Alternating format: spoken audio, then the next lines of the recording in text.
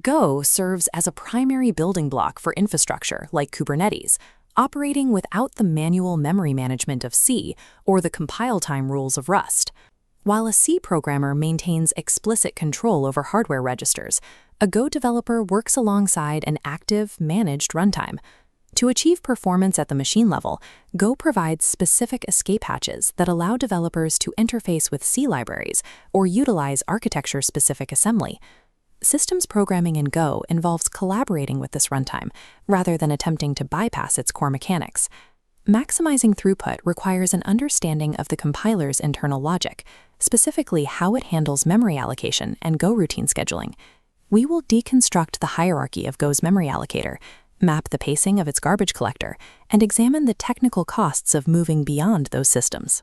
Mastery of Go at a systems level comes from aligning application code with the physical constraints of the machine and the logic of the runtime.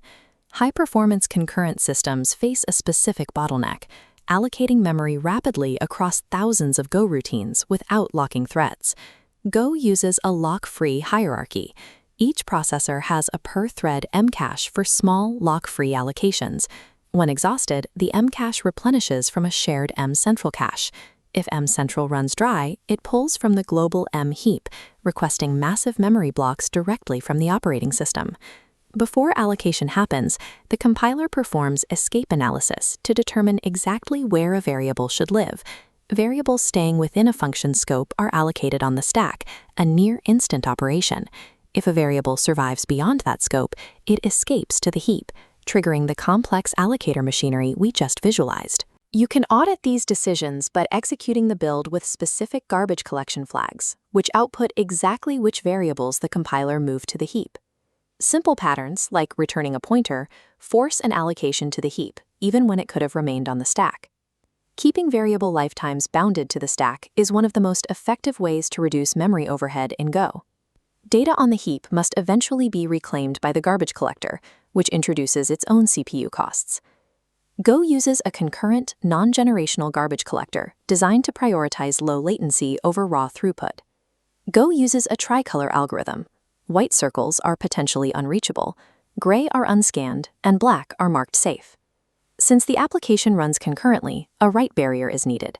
If a black object links to a white one, the barrier intercepts, turning the white object gray. This mechanism allows the program to safely mutate memory without stopping the world for the duration of the scan. The pacing of these cycles is controlled by the GOGC environment variable, which sets the ratio of heap growth allowed before a new collection begins.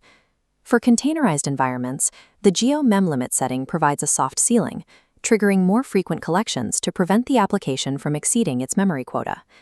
Tuning these two variables allows an engineer to balance the trade-off between CPU usage and memory stability. Regardless of how software manages memory, the physical layout on the silicon ultimately determines the speed of execution.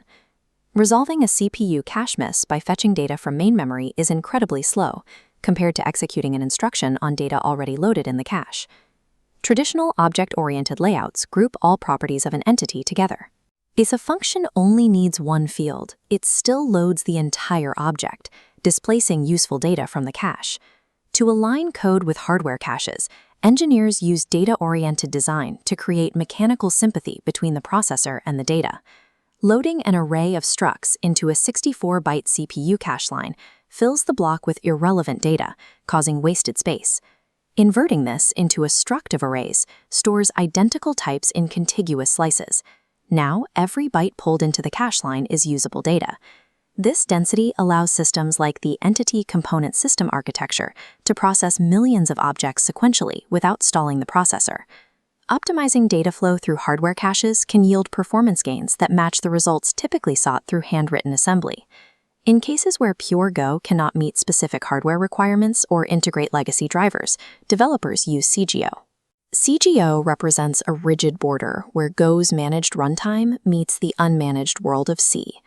Go's garbage collector moves memory addresses, but C libraries require stable pointers. The runtime.pinner API locks Go memory in place during these crossings, allowing the collector to run safely without invalidating references held by C code. Every crossing involves significant overhead, as the runtime locks the Go routine to an OS thread and swaps the Go stack for a C stack. This stack switching overhead makes high-frequency CGO calls a significant bottleneck, often negating the performance benefits of using a C library. For direct hardware control, developers may also use Plan 9 assembly to write architecture-specific functions. However, as the Go compiler has evolved, intrinsic functions for cryptographic and mathematical operations have largely replaced the need for handwritten assembly. While these escape hatches are necessary for systems programming, each crossing introduces complexity and execution friction that must be weighed against the safety of the runtime. Systems programming in Go is an exercise in boundary awareness and managing the trade-offs between hardware control and runtime safety. Neglecting escape analysis leads to unnecessary heap allocations that strain the allocator. Ignoring data-oriented layout leads to cache misses that leave the processor idle. And excessive CGO usage destroys the concurrency advantages that Go is built for. High-level performance in Go comes from applying bare metal architectural discipline while remaining inside its managed concurrent environment.